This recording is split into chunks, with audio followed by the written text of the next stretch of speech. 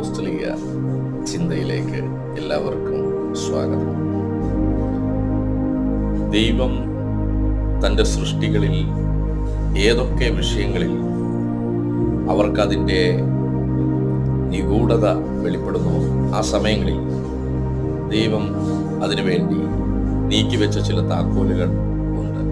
മറഞ്ഞു കിടക്കുന്ന, ഒളിഞ്ഞു കിടക്കുന്ന ചില നന്മകൾ പുറത്തു വരാൻ ചില താക്കോലുകൾ ആവശ്യമാണ്. ദൈവം തരുന്ന താക്കോലിൻ്റെ പേരാണ് വചന വെളിപ്പാട്.